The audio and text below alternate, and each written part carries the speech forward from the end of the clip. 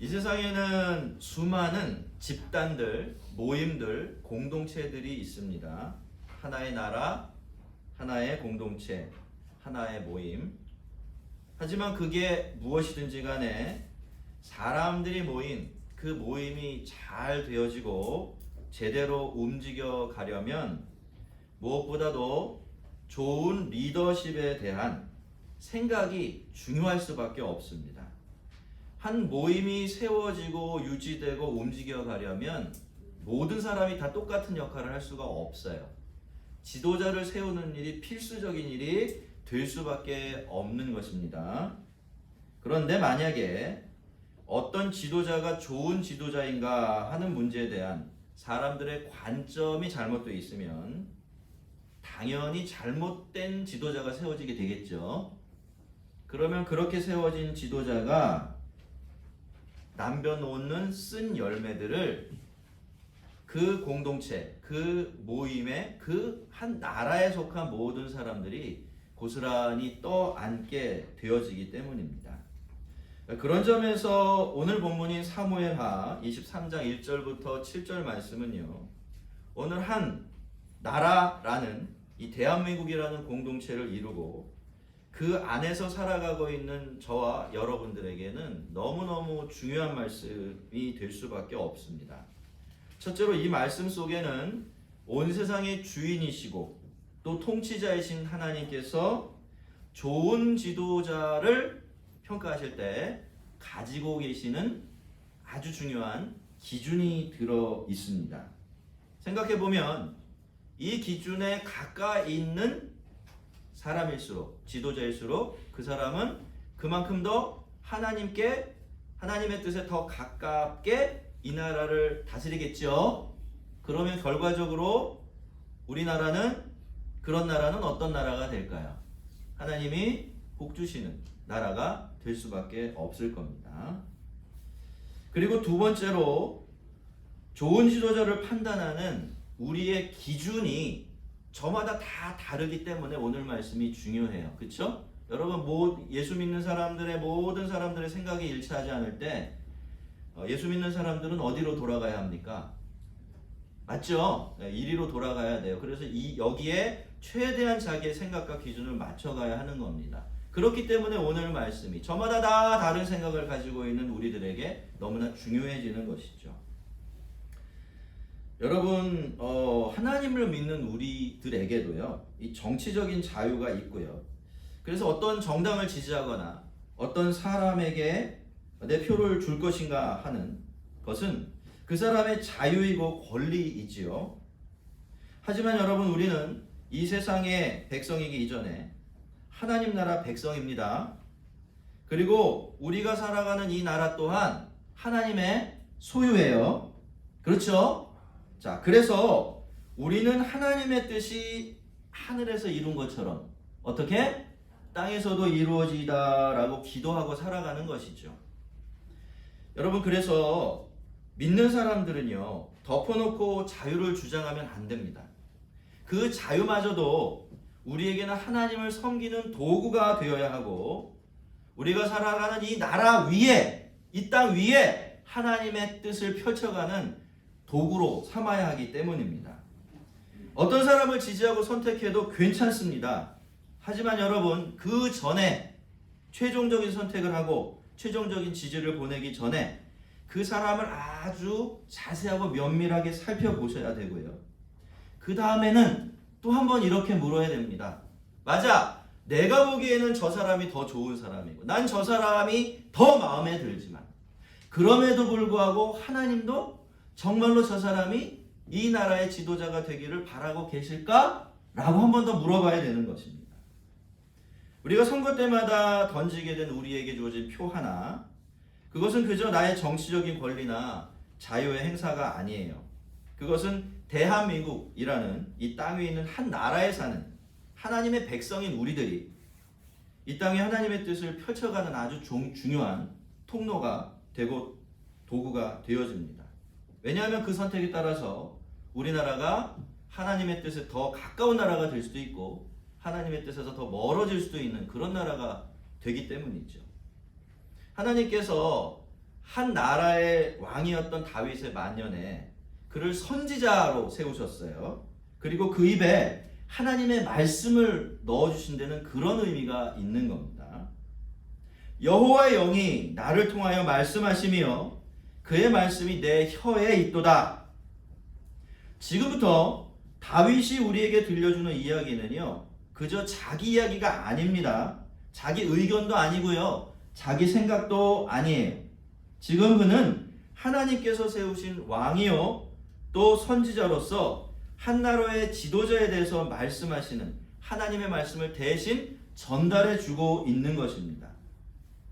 이스라엘의 하나님이 말씀하시며 이스라엘의 반석이 말씀하시기를. 지금 다윗을 통해서 말씀하고 계신 하나님 어떤 분이시죠? 그분은 이스라엘의 하나님이십니다. 이스라엘의 반석이시죠. 그런 분이 말씀하고 계시는 겁니다. 근데 여러분, 이스라엘이라는 나라만 그런 게 아니에요. 믿지 않는 사람들은 그걸 잘 인정하지 못하지만요, 온 세상이 다 누구의 것입니까? 하나님의 것입니다. 온 세상의 모든 나라를 누가 다스리고 계시죠? 하나님이 다스리고 계십니다.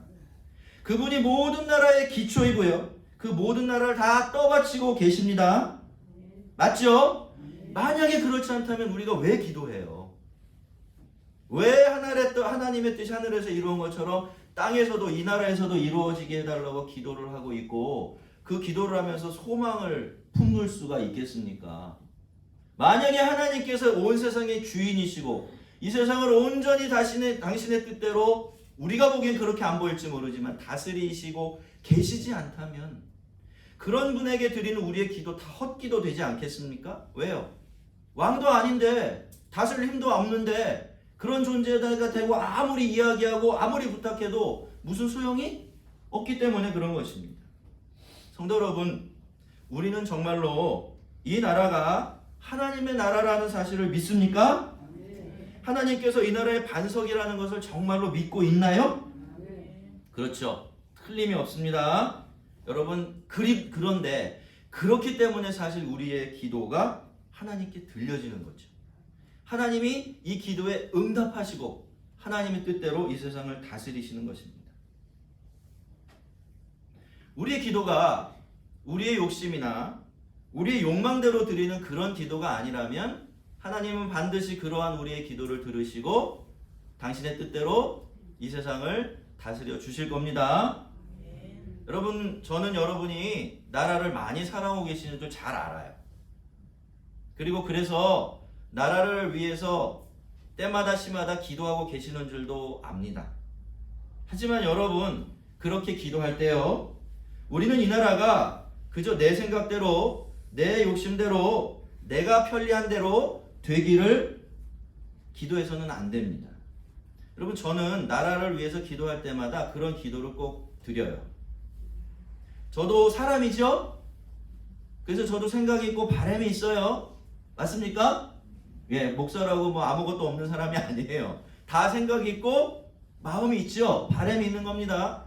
그래서 어쩔 수 없이 기도를 어떻게 드릴 수밖에 없어요. 그 기도부터 시작하는 거예요. 하나님, 이 나라가, 이 세상이 이렇게 좀 되게 해주십시오 라고 하면서 제 마음에 품고 있는 어떤 상이 있어요. 그걸 가지고 기도를 합니다. 근데 저는 거기서 기도를 그치지 않아요. 그 다음에 꼭 이런 기도를 덧붙입니다.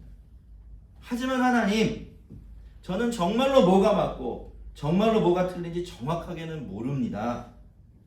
숨겨진 것을 볼 수가 없고 또 보이는 것도 다 이해할 수가 없습니다. 그래서 저는 이렇게 내가 가지고 있는 바램대로, 내 생각대로 하나님께 기도를 드리지만 그 기도를 들으신 하나님은 이 기도를 통해서 저의 뜻이 아닌 누구의 뜻을, 하나님의 뜻을 이루어 가 주십시오 라고 기도를 드려요. 왜냐하면요, 저에게는 한 가지 확신이 있기 때문에 그렇습니다. 이 세상이 내 바람대로, 내 생각대로 될 때 제일 잘 되는 것이 아니라 하나님의 뜻대로, 하나님의 생각대로 되어질 때 가장 복되어진다는 것을 확신하고 있기 때문입니다. 자, 이제 다윗은 본격적으로 하나님께서 자기에게 주신 말씀을 전하는데요, 하나님은 이렇게 말씀하셨습니다. 사람을 공의로 다스리는 자, 하나님을 경외함으로 다스리는 자여, 그는 돋는 해의 아침빛 같고 구름 없는 아침 같고 비 내린 후에 광선으로 땅에 돋는 새풀 같으니라. 여러분, 하나님이 지금 다윗을 보면서 야, 네가 그런 사람이야, 요렇게 칭찬하고 계신 것일까요? 그럴 수 있지만 사실 그렇지가 않습니다. 물론 다윗에게도 해당되는 말씀이지만 이 말씀은 그걸 훨씬 훌쩍 넘어 있어요. 왜냐하면 이 말씀은 하나님께서 다윗을 성령 충만하게 하신 후에 그의 입술에 넣어주신 예언이기 때문에 그렇습니다. 그러니까 하나님이 이렇게 이야기하고 계신 거예요. 언젠가 말이야, 이런 지도자가 나오게 돼서, 이런 지도자가 내 마음을 헤아려서 이 나라를, 온 세상을 다스리게 된다면 그 사람은 이렇게 귀하고 아름답고 복된 역할을 하게 될 거야 라고 말이죠. 성도 여러분, 어떤 지도자가 정말로 좋은 지도자일까요? 이 세상은 과연 어떤 지도자를 필요로 할까요? 부자 되게 해주는 지도자? 내 편 들어주는 지도자? 내 마음에 드는 지도자? 아주 강력한 리더십을 가지고 있는 그런 지도자? 과연 이런 지도자가 정말로 좋은 지도자일까요? 아닙니다, 여러분. 하나님께서는 오늘 말씀을 통해 그 기준을 분명히 말씀하고 계세요. 이렇게 말씀하십니다. 사람을 공의로 다스리는 자라고 말입니다. 우선 좋은 지도자는요, 자기가 다스리고 이끌고 있는 것이 어떤 나라라는 실체 없는 개념이 아니라 사람이라는 사실을 잊지 않는 사람입니다. 사람을 위해서 그 자리에 있고 사람을 위해서 공의롭게 다스리는 사람, 누구 편 들지 않고 자기 것 챙기려 들지 않고 정직하고 공평하게 사람을 다스리고 가능한 한 그렇게 나라를 세워가려고 애쓰는 사람, 이런 사람이 좋은 지도자가 되는 거예요. 너무 당연해서 말할 필요도 없습니까? 근데 왜 우리는, 수많은 사람들은 막상 자신을 위한 지도자를 선택할 때 이 당연한 생각을 하지 않는지 모르겠어요. 여러분, 그런데 또 이 공의롭게 사람을 다스리는 지도자가 아무나 되는 것은 아닙니다. 자, 오늘 제가 이런 이야기를 하니까 여러분이 좀 이렇게 집중이 안 되시는 것 같아요. 여러분, 우린 세상에 살고 있어요. 믿지 않는 사람들과 함께 세상을 가꾸며 살아가고 있어요. 우리가 세상을 섬기는 방법을 성경적으로 제대로 알지 못하면 내가 아무리 그걸 원한다고 해도 세상을 유익하게 하는 사람이 될 수가 없고, 그렇게 만들어진 세상에서 우리도 행복할 수가 없는 거예요. 우리는 내가 뭘 안 하면 그냥 내 바깥 세상만 손해를 본다고 생각하는 것 같습니다. 그렇지 않아요, 여러분. 그렇죠? 결국에는 다 어떻게 됩니까? 나에게로 돌아와요. 나의 무관심이 나에게 해가 되고 돌아오고, 그죠? 나의 욕심이 나를 찌르는 칼이 되어 돌아오고, 그게 우리가 사는 세상 아닙니까? 그러니 우리는 그저 나라는 틀에만 좁게 이렇게 갇혀서 내 인생이 잘 되고 내 마음 평안하고 이것을 위해서만 신앙생활하는 사람이 아니라는 거예요. 여러분, 우리는 모든 면에 있어서 그리스도인이 되어야 합니다. 모든 면에 있어서 하나님의 백성 다워져야 돼요. 그렇기 때문에 이런 말씀들이 사실은 더욱더 중요해요. 우리 개인을 위한 말씀들보다 말이죠. 여러분, 모든 부분에서 훌륭한 성도들이 되시기를 바랍니다. 모든 부분에서 손색 없는 주의 백성들 다 되시기를 바라요. 여러분, 그러면 누가 사람을 공의롭게 다스리는 사람이 될까요? 그것은 하나님 두려운 줄 아는 사람입니다. 여기 보면 하나님을 경외하는 사람이 그런 사람이 되는 거예요. 자, 그렇다고 해서 그럼 이 세상의 모든 지도자들이 전부 다 예수 믿는 사람 돼야 된다, 교회 다니는 사람 돼야 된다, 그런 말씀은 아닙니다. 그런 조건까지 갖추고 있다면 금상첨화이겠지만 꼭 그렇지 않더라도 자기의 소명을 따라서 통치자로서의 양심을 잘 지켜나가고 정직하고 바르게 나라를 다스리기 위해서 애쓴다면 그 사람이 바로 하나님을 경외하는 사람이 되는 거예요. 그런 사람은 뭘 압니까? 땅 위에 하늘이 있다는 걸 알잖아요. 그죠? 그리고 자기가 최고가 아니라 자기 위에 자기보다 더 큰 무언가가 누군가가 있다는 것을 알고 있기 때문입니다. 그것을 두려워할 줄 알기 때문에 큰 틀에서 보면 그 사람도 하나님을 경외하는 사람이 되는 겁니다. 여러분, 우리는 이 역할을 제대로 해내지 못한 한 사람을 잘 알고 있죠. 그 사람이 누굽니까? 바로 사울왕이었어요. 사울왕. 처음에는 사울도 하나님을 경외했어요. 그래서 사람들을 공의롭게 다스렸습니다. 그렇죠? 사울의 초기에 보면 정말 훌륭한 인물로 그려져 있어요. 아주 좋은 왕으로 출발했습니다. 그런데 중간에 탈선을 해요. 왜요? 자신의 자리와 권력에 대한 지나친 욕심과 집착 때문에 그렇게 된 겁니다. 그래서 그는 하나님을 경외하는 일에도 실패해요. 그러니까 자동적으로 사람을 공의로 다스리는 일에도 실패하게 됩니다. 그렇게까지 하면서 뭔가를 붙들어 보려고 했지만 결국에는 어떻게 됩니까? 하나님께 완전히 버림받고 스스로 망해버리고 맙니다. 다윗을 닮은 사람들은요, 이 반대편에 있는 사람들이라고 볼 수가 있겠죠. 물론 이런 사람들도 완벽하지는 않습니다. 다윗도 흠이 있어요. 잘못한 게 상당히 많죠. 그러면 다윗은 사울과 뭐가 달랐을까요? 그럼에도 불구하고 달랐어요. 그럼에도 불구하고. 그죠? 그 다음이 달랐던 거예요. 그럼에도 불구하고 다윗은 하나님 경외하기를 그만두지 않았어요. 포기하지 않았죠. 그럼에도 불구하고 사람들을 자기가 맡은 이스라엘이라는 나라를 하나님의 뜻대로 공의롭게 다스리는 일을 포기하지 않았던 것입니다. 바로 그런 점에서 다윗은 사울과 확연한 차이점을 보이고 있는 것이죠. 자, 그러면 여러분, 왜 지도자는 사울 같으면 안 될까요? 왜 지도자는 어떤 방식으로든 하나님을 두려워하는 사람이 되어야만 하는 걸까요? 왜 정의로 다스리는 사람만이 좋은 지도자가 될 수 있겠습니까? 그거는요, 여러분, 그 사람이 함께하는 사람들에게 해줄 수 있는 아주 특별하고 선한 역할이 있기 때문에 그래요. 자, 그 내용이 4절에 나와 있는데요. 그걸 다시 좀 풀어서 말씀드리면 이런 내용이에요.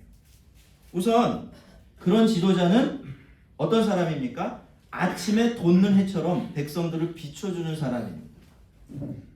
그렇죠? 처음에 이제 그렇게 돼 있어요. 이 우리말 성경이 이렇게 잘 못 옮겨낸 부분이 있어서 제가 좀 바꿔서 제대로 좀 말씀을 드리는 거예요. 제가요, 여러분, 지지난달이었네요. 벌써 어딜 갔다 왔죠. 예, 목회자 수련회가 있어서 제주도에 다녀왔습니다. 둘째 날에 옆에 있는 목사님들이 야간 아니죠. 목사님, 야는 제 친구들이 하는 소리고, 목사님 우리 같이 일출 보러 갑시다. 이래갖고 새벽은 아니지만 아침같이 일어나서 바닷가로 나갔어요. 얼마나 후회했는지 몰라요. 깜깜하죠. 춥지요. 덜덜덜덜 떨고 있었는데, 와, 햇빛이 탁 고개를 내밀자마자 세상이 달라지는 겁니다. 캄캄했던 세상이 밝아져요. 아무것도 보이지 않았는데 사물들이 다 제 모습을 찾아가더라고요. 그리고 마지막으로 뭐가 제일 중요했느냐 하면, 그 전까지 제가 이렇게 콩콩 돌돌돌돌 떨고 있었잖아요. 그런데 해가 탁 뜨자마자 마음까지 녹아지는 거예요. 여러분, 좋은 지도자는 이런 사람이에요. 그리고 좋은 지도자만 이런 역할을 할 수가 있습니다. 그리고 좋은 지도자는 꼭 구름 없는 아침의 태양 같아요. 전날 밤에는요, 비가 엄청나게 내렸습니다. 바람이 불고 폭풍우가 몰아쳤어요. 너무 두렵고 너무 무섭고 너무 불안했습니다. 그런데 아침이 되니까, 좋은 지도자가 세워지니까 달라지는 겁니다. 전날 밤에 폭풍우는 간데 없고요, 구름 한 점 없는 하늘에 태양만 빛나고 있습니다. 좋은 지도자는요, 이렇게 구름 한 점 없는 하늘에 태양을 닮아 있어요. 그 사람 자체가 이제 이 세상에 어둠이 끝나고 서광이 비치기 시작했다라는 증표가 되는 것이죠. 두려움을 몰아내고 평안과 소망을 가져다 줍니다. 그래서 좋은 지도자가 세워져야 하고 우리는 좋은 지도자를 세워야 하는 것입니다. 그리고 마지막으로 좋은 지도자는요, 하늘에서 내리는 비와 같아요. 여러분, 태양도 꼭 있어야 되지요. 그렇지만 태양만 가지고는 안 됩니다. 뭐도 있어야 되죠? 비도 있어야 돼요. 왜요? 햇빛만으로는 새 생명을, 희망을, 그리고 열매를 키워낼 수가 없기 때문에 그렇습니다. 사람을 공의로 다스리는 지도자, 그리고 하나님을 경외하는 지도자가 세워지면 세상에 이런 일이 일어나요. 사람들이 살아납니다. 다시 희망을 되찾게 되죠. 그리고 좋은 열매를 많이 맺기 시작을 합니다. 여러분, 이게 이론일까요? 이론이 아니에요. 성경은 그저 올바른 이야기, 듣기 좋은 이야기만 우리에게 들려주는 책이 아니에요. 성경이 진리라고 말하는 것은요, 그 진리가 통하기 때문이에요. 결국에는 말이죠. 그렇지 않다면 진리는 진리가 될 수가 없는 거예요. 여러분, 진리는 이론적입니까? 실제적입니까? 믿습니까? 성경의 진리도 똑같아요. 하나님 말씀도 똑같다라는 겁니다. 여러분, 우리가 이게 복지국가라는 단어를 생각하면 어디에 있는 나라들을 주로 떠올리죠? 저기 유럽의 북쪽에 있는 몇몇 나라들을 딱 떠올립니다. 자, 여러분, 그러면요, 왜 이런 나라들은 그렇게 살기 좋은 나라가 되었고 이렇게 부러움을 사는 그런 나라가 되었을까요? 그것은 이유가 딱 하나밖에 없어요. 그 나라들이 그래도 비교적입니다. 비교적 다른 나라들보다는 많이 정의롭기 때문이에요. 나라마다 부패지수라는 게 있어요. 아시다시피 이 지수는 어떤 나라가 얼마나 깨끗한지 더러운지, 정의로운지 불의한지를 수치로 매겨놓은 건데요. 여러분, 그런데요, 이 수치가요, 상징적인 의미를 가지고 있지 않습니다. 놀랍게도 이 수치가 그 나라가 정말로 좋은 나라인지, 정말로 선진국인지, 그 나라 사람들이 사는데 행복한 나라인지 이걸 결정하고 있어요. 결과적으로 말이죠. 여러분, 우선 우리가 생각해 보면요, 이 세상에 정의롭지 않고 불공평한 나라치고 잘 사는 나라가 없습니다. 간혹가다 그래도 잘 사는 나라들이 나타나긴 하지만 그렇다고 해서 그 나라에 사는 사람들이 정말로 행복하냐? 평안하냐 하면 그렇지가 않아요. 그리고요, 여러분, 부패지수가 높은 나라는요, 다른 나라들이 거래를 기피해요. 당연한 일 아닙니까? 여러분이 중요한 거래를 할 때 누구를 찾지요? 믿을 만한 사람을 찾아요. 그죠? 내가 이렇게 하면 당연히 그렇게 해줄 것을 믿을 수 있는 사람을 찾아서 거래하게 되어 있는데, 부패지수가 높다라는 것, 그 나라가 정의롭지 않다, 그 나라를 다스리는 통치자들이 불의하다라는 것은 뭘 뜻합니까? 믿을 수 없다는 뜻이죠. 그러니까 거래를 하려고 하나요, 안 하나요? 어쩔 수 없이 하기는 해도 그 거래를 늘 최소한으로 줄이니까 어떤 일이 벌어지죠? 그 나라가 잘 살게 됩니까? 못 살게 됩니까? 못 살게 되는 거예요. 그래서 여러분, 어떤 지도자가 좋은 지도자입니까?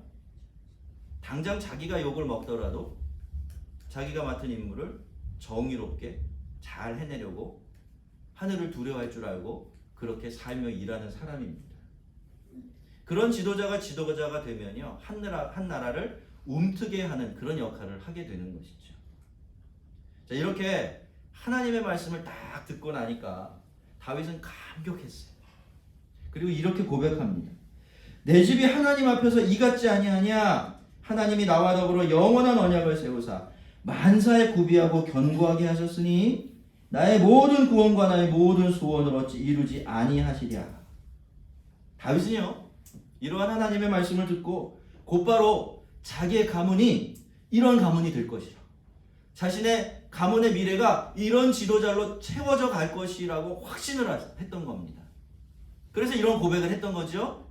근데 여러분, 다윗이요, 이런 확신을 가질 때 그저 아무 근거 없이 내가 이렇게 믿으니까 하나님이 이렇게 해주실 거야 라고 말한 건 아닙니다. 다윗이 그렇게 믿고 고백한 데는 확고한 근거가 있었어요. 여러분 우리가 기억합니다. 다윗이 아주 오래전에 하나님을 위해서 자기가 성전을 지어드리겠다라고 했을 때 하나님이 어떻게 하셨죠? 약속을 주셨어요. 그 약속은 영원한 약속이었습니다. 그렇죠? 내가 앞으로 너의 집에서 왕좌가 끊어지지 않게 해주겠다. 영원히 끊어지지 않게 해주겠다. 그렇게 약속을 했어요.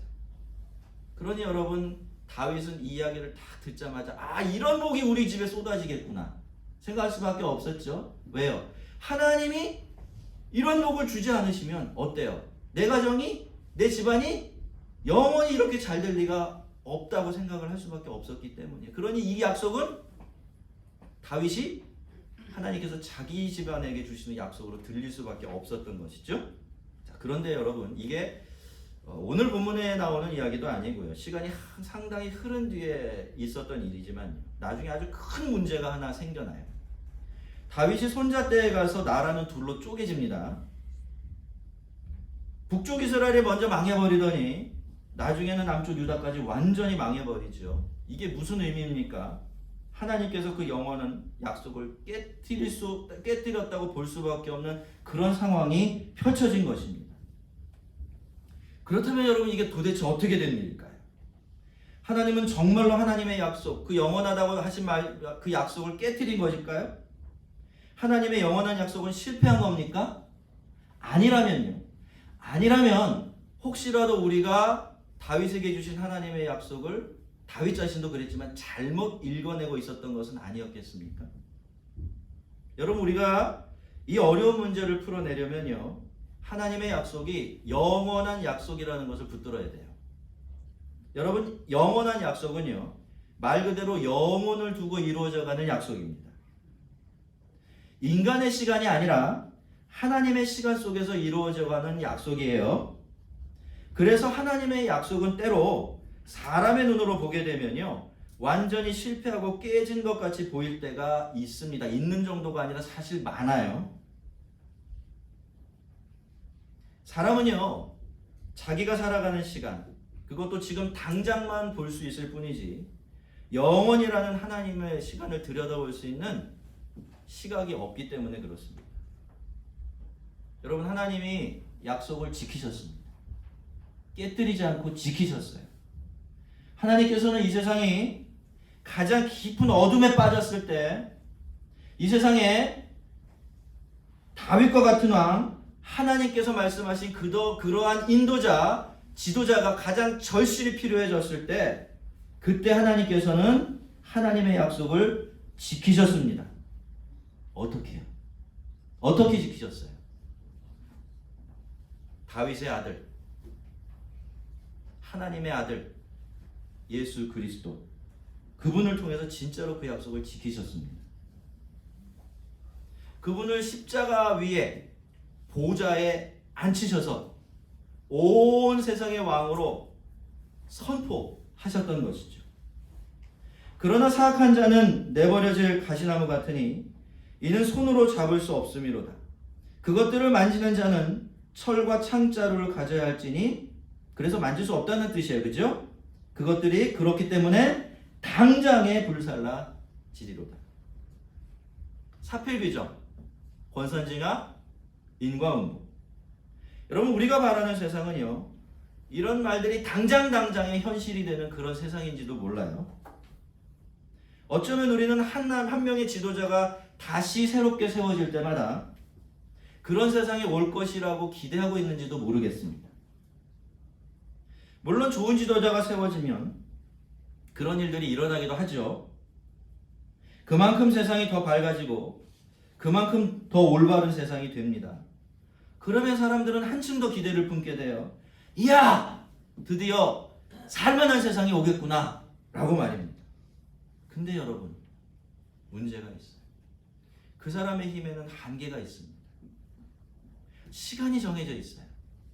그리고 그 자리에 다른 사람이 올라가게 되어지면 모두 제자리입니다. 예전보다 훨씬 더 못해지는 일도 비일비재하게 일어나게 되죠. 이런 일들이 반복되다가 보면요. 정의니 공평이니 하는 말들이 점점 더 공허한 표어처럼만 느껴지죠. 그리고 사람들은 점점 더 참되고 복된 것에 대한 소망으로부터 멀어지게 됩니다. 여러분, 우리나라가 정의로운 나라 될 수 있을까요? 우리나라가 바른 나라가 될 수 있을까요? 왜 대답이 없으세요? 안 믿겨지죠? 왜 그런지 아세요? 우리가 그동안 너무 절망을 많이 해서 그래요. 실망을 너무 많이 해왔기 때문에 기대했는데 무너지고 기대했는데 무너지고 한두 번이 아니에요. 여러분, 그렇지만요, 그렇다고 해서 우리가 절망하거나 좌절할 필요가 없습니다. 세상은 원래 그렇다고 무심해질 필요도 없어요. 그게 세상을 자기 마음대로 쥐고 흔들려는 사탄의 계략이에요. 우리가 사는 세상에 대해서 무책임해지고 관심 없어지면 누가 신이 날까요? 하나님 대신에 이 세상을 빼앗아서 다스리고 싶어하는 사탄만 신이 납니다. 우리가 보는 사람들은 그들의 하수인에 불과한 사람들이에요. 진짜 세력은 그 뒤에 있는 것이죠. 여러분, 하나님께서는 당신의 영원한 약속을 이미 지키셨습니다. 그리고 앞으로 완전하게 지켜주실 겁니다. 우리 주님 다시 오시면 하나님을 경외함으로 온 세상 모든 사람들을 공의로 다스리게 될 것이고, 그러면 이 세상을 병들게 하고 그동안 우리를 아프게 만들었던 그 악한 세력들 모두 다 말라버진 가시덤불처럼 하나님의 입에서 나오는 그 말씀으로 불타버릴 것입니다. 그렇게 그 나라는 불의한 것도 전혀 없고, 그래서 우리에게 해될 것도 전혀 없는, 우리가 바람하지 않는 그런 나라가 될 것입니다. 성도 여러분, 우리의 참된 소망은요, 지금 이 현실이 아니라 하나님의 영원한 약속에 있습니다. 그러니 우리는 다시 오실 주님을 기다려야 돼요. 그분이 완성하실 영원히 정의롭고 완전히 공의로운 세상을 기다려야 하는 것이에요. 그래서 여러분, 적어도 내가 성도라고 생각하는 사람들은요, 내가 이런 하나님을 믿는다고 생각하는 사람들은요, 너무 현실 정치에 목숨을 걸면 안 됩니다. 그 정치가 최종적이고 완전한 답을 제공해 줄 거라고 기대서는 안 된다는 겁니다. 물론 세상 정치도 중요하지요. 너무나 중요합니다. 왜냐하면 현실적으로 볼 때 이 정치라는 것이 한 사람을 죽이기도 하고 살리기도 할 만큼 어마어마한 힘을 가지고 있기 때문에 그렇습니다. 그렇지만 여러분, 그럼에도 불구하고요, 아무리 그렇다라고 하더라도 정치는 그저 잠정적이고 상대적일 뿐이에요. 늘 기억하십시오. 정치는 잠정적이고 상대적일 뿐이에요. 무슨 이야기입니까? 절대로 우리가 바라는 그런 대답이 정치로부터 나올 수가 없다는 뜻입니다. 그래서 저는요, 그렇게 생각을 해요. 여러분, 믿는 사람들끼리도 정치적인 의견이 다를 수 있죠. 하지만 여러분, 그렇기 때문에 서로를 밀어내고 멸시하고 미워하면 안 됩니다. 성도는 그렇게 하는 것을 당연하게 여기면 안 돼요. 누군가는 맞을 수 있을 거예요. 그죠? 두 사람의 의견의 차이가 나면 누군가는 맞을 거고 누군가는 틀릴 겁니다. 하지만 그런 것까지도 우리 주님 오시면 옳고 그른 간에 완전하게 다시 바로잡아 주실 거예요. 그렇죠? 그때까지는 다 잠정적이에요. 확실치가 않아요. 여러분, 그런 생각 해보신 적 있으십니까? 우리가 나중에 주의 나라 가면 우리 다 다시 보게 될 거거든요. 그때 어떻게 할래요? 저는요, 우리나라의 이 정치 때문에 막 이 교회가 막 깨져서 막 서로 막 으르렁거리는 모습을 보면, 야, 만약에 우리나라 이 성도들이 나중에 주의 나라에 가면 우리나라 성도들처럼 서로 고개 숙이고 사과하기에 바쁜 사람들이 없겠구나, 그런 생각을 해요. 그때 가면 여러분 그럴지도 몰라요. 얼굴을 서로 이렇게 개면쩍게 바라보고 피식 웃으면서 왜 그때 우리가 그것 가지고 그랬는지 모르겠다, 이렇게 말할지도 모르겠어요. 이스라엘의 하나님이 말씀하시며 이스라엘의 반석이 말씀하시기를, 사람을 공의로 다스리는 자, 하나님을 경외함으로 다스리는 자여, 그는 돋는 해 아침빛 같고 구름 없는 아침 같고 비 내린 후에 광선으로 땅에서 우미 돋는 새풀 같으니라. 여러분, 이 나라에, 이 세상에 이런 지도자가 세워지기를 바라십니까? 그렇다면 여러분, 우리가 믿는 자로서 해야 될 역할은 두 가지예요. 먼저 여러분 꼭 기억해 주시면 좋겠어요. 먼저 우리는 이런 지도자들, 우리 주님 대신에 조금이라도 더 주님을 흉내내기 위해서 애쓰면서 이 세상을 공의와 정의로 다스려줄 그런 지도자를 세워달라고 기도해야 돼요. 그리고 최선을 다해서 그런 사람들을 분별해 내야 합니다. 내 욕심을 좀 꾹 누르고서 그런 사람을 세워야 돼요. 어른들 중에 그런 분들이 계세요. 뭐 그런 얘기를 이렇게 좀 나눠보면, 야 짜장이나 짬뽕이나야 그놈이 그놈이야 이렇게 말하는 분들이 굉장히 많아요. 근데 정말 그래요? 그놈이 그놈입니까? 짜장이나 짬뽕이에요? 아니던데요. 저는요 이 중국집 가면요 늘 고민에 빠져요. 짜장과 짬뽕 중에서 들어갈 때는 짜장 먹고 싶어 들어가거든요. 근데 꼭 짬뽕을 시켜 먹어요. 그리고 돌아 나온 다음엔 또 짜장을 먹어야지. 왜 이런 고민이 생겨요? 말은 그렇게 하지만 사실은 그렇지 않은 거예요. 짜장은 엄연히 뭐하고 짬뽕하고 나아가서 탕수육하고 완전히 다른 음식이에요. 여러분 절대로 이놈하고 저놈이 같지 않습니다. 그런 생각에 빠지면 우리가 바른 선택을 할 수가 없습니다. 주님 바라보시는 좋은 선택 할 수가 없는 것입니다. 그리고 두 번째로 어떻게 합니까? 그러면서도 그렇죠? 그러면서도 이 세상에 너무 깊은 소망을 두는 것이 아니라 다시 오실 주님, 온 세상을 내가 말하는 그런 완벽한 세상으로 다시 빚어내실 그 주님, 그분께 소망을 두고 기다리며 살아가야 하는 거예요. 오늘은 평화의 왕이신 우리 구주나심을 기억하며 기다리는 어떤 절기? 대강절에 시작되는 날입니다. 여러분 이 세상에 오신 주님 반드시 다시 오실 겁니다. 다시 오셔서 우리가 꿈꾸는 세상으로 이 세상을 만들어 주실 거예요. 언제나 그 영원한 약속을 바라보시면서 이 땅에서 살아가는 한 사람으로서 국민으로서 책임을 다하는 하늘 백성이 되시기를 주의 이름으로 축원합니다. 우리 같이 한번 기도하겠습니다.